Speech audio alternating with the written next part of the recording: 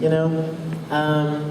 The most embarrassing one, I think, for me was when I did this line, and I'll keep the answer quick and short because it's on YouTube. I've said it several times, but I was gearing up to do this line as Edward in Full Metal, and it was a very emotional thing. And I really worked myself up, and I was like in tears, and I was ready to record it. And so the director said, "Okay, you ready? Let's go." And they start recording, and I did this line, and I was so sad. I was crying, getting into it, and putting every ounce of emotion I had into it. And it got done, and the director said, they cut, and there was this silence.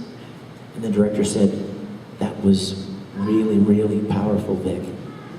But that wasn't your line." I had somehow, like, skipped a space, and I looked at somebody else's line. So I messed up, and I was pretty embarrassed. Yes, Marianne. Colleen said that you have been recording once and cried too much, they had to stop you and tell you not to do that. I think Colleen's lying. No, actually,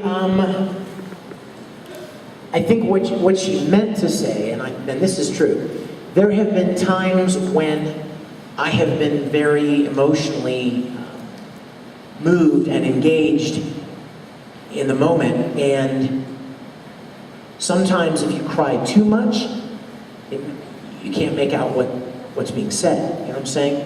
It's like that's too much. You gotta kind of dial it back a little bit. So you have to control it as an actor. Sometimes when my character is crying, I'm not really crying. I'm acting. I'm moved. You know, like just now, I mean, I was doing that little thing over here, and I mean, it may sound like I was really moved and all upset, but obviously I was just doing that for you guys to tell the story. But there are other times when I'm really into it, and I'm very emotionally impacted by it, and you have to be able to allow that emotion to come out in your performance, but at the same time, control it enough to match the mouth flaps, to stop on time, to match the pauses in the line, and to be articulate enough to understand what's being said. What? You know what I'm saying? So you have, even when you're allowing the emotion to come out, you have to be able to control it so that you can technically perform the line properly. So yeah, that's happened before. Colleen knows about that. She knows how I am. Yes?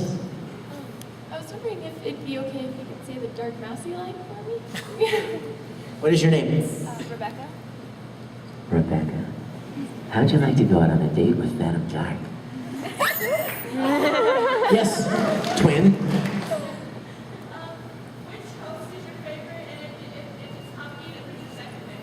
Which host is my favorite? Well, Tamaki's definitely my favorite because he's the king.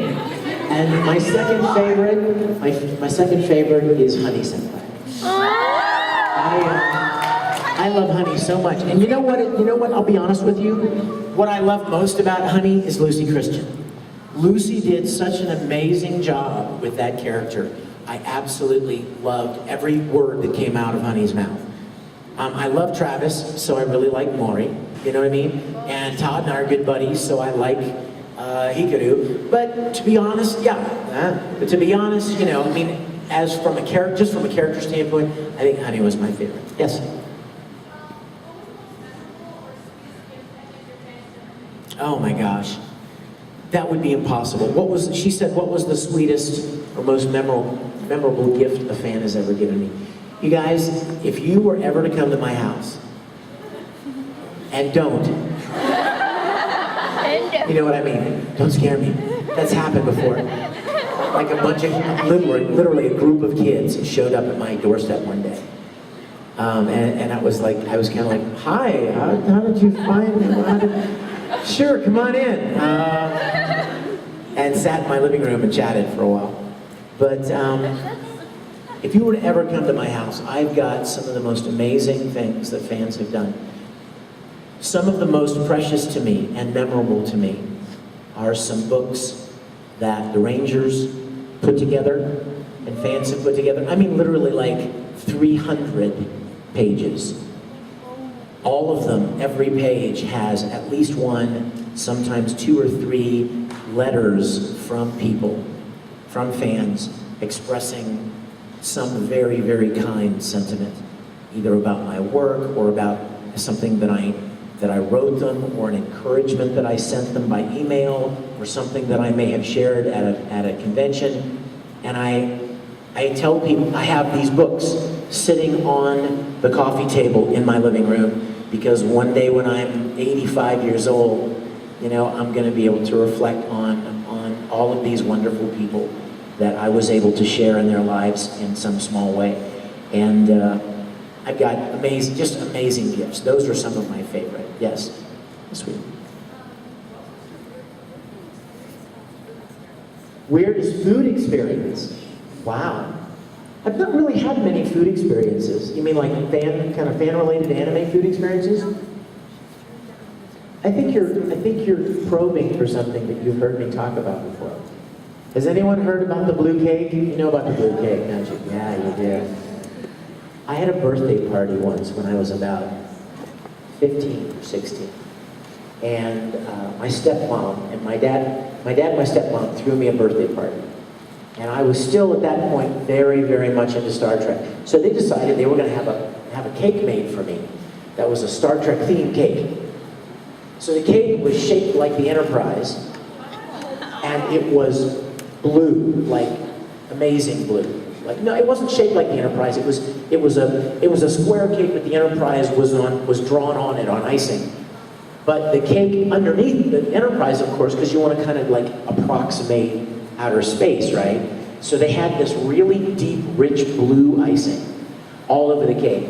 And then when you cut into the cake was blue. So it was like blue on blue on blue, right? I devoured 80% of the cake. None of the other guests at the party had much of the cake, because I ate most of it. Well, without trying to be too gross, for the next 2 days, everything that came out of me was blue. It was so weird. It was so weird. You were like, I'm sorry, but you know, it's the truth. I would like, you know, I'd be like, whoa! That is weird. I'm gonna take a picture. And